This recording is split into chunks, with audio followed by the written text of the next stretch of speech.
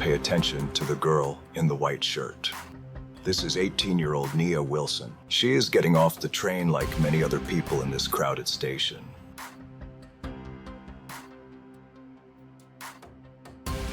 Watch again. This time, pay attention to the man behind her in the white and gray hoodie.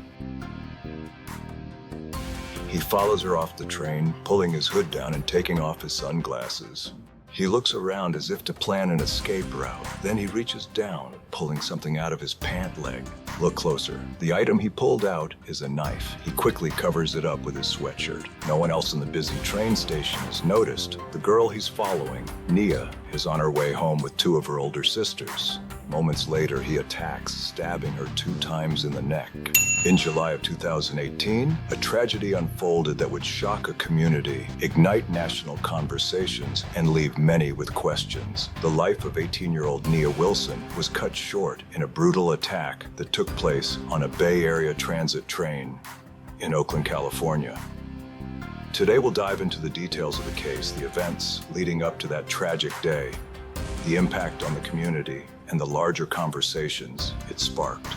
Nia Wilson, an 18-year-old woman from Oakland, California, was known for her vibrant personality and close-knit family. She was a sister, a daughter, and a young woman full of potential.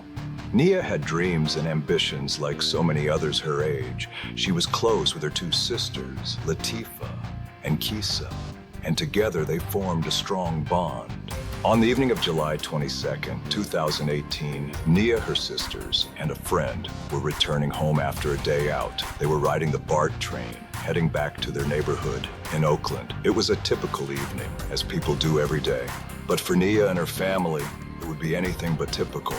As they traveled along the train line, they encountered a man named John Lee Cowell. Cowell was sitting nearby on the train. He was a 27-year-old man with a criminal history, including charges for assault and robbery. Without any apparent reason, Cowell approached Nia and her sisters, although the exact details of what led to the confrontation are unclear. What we do know is that out of nowhere, Cowell pulled a knife, and in a swift and brutal attack, he stabbed Nia Wilson in the neck. The stabbing was quick and horrifying. Nia's sisters tried to help, but the attacker fled the scene, leaving chaos in his wake. Passengers were horrified, many of them frozen in shock. The train was stopped at the MacArthur station in Oakland, where Nia was rushed to a nearby hospital, but she was later pronounced dead from her injuries. Immediately following the incident, investigators began working tirelessly to identify the perpetrator. Surveillance footage from the train station proved to be crucial. Within days, the police were able to track down John Lee Cowell, the man responsible for Nia's murder. Cowell was arrested and charged with first-degree murder. Investigators revealed that he had been on a violent rampage before, having previously been convicted of assault and robbery. But despite his criminal history, this senseless act of violence against Nia Wilson seemed to come out of nowhere. Throughout the investigation and trial, many sought to understand Cowell's motives. Was this a random act of violence, or was there something more behind it? Throughout the investigation and trial, many sought to understand Cowell's motives. Was this a random act of violence, or was there something more behind it? The defense argued that Cowell was mentally unstable, presenting evidence of his history with mental health issues. We're seeing a very extreme level of mental illness,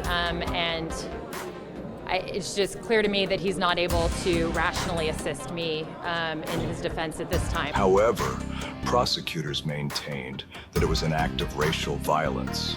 We're asking that the prosecutor consider hate crime charges. Alameda County District Attorney Nancy O'Malley told reporters this week she's looking at all angles, but so far there is no evidence of a hate crime. We're still gathering evidence to look at that, and we always have the opportunity, if we find evidence that can prove the hate crime allegation, then we'll amend the complaint. In 2019, John Lee Cowell was convicted of first-degree murder with special circumstances that made him eligible for the death penalty. But in California, the death penalty was no longer in use.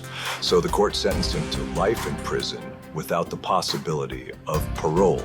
Although Nia Wilson's life was cut tragically short, her memory lives on. She was more than a victim of violence. She was a young woman with dreams, a daughter, a sister, and a friend. Today we remember Nia, and we continue to reflect on the lessons her story brings us.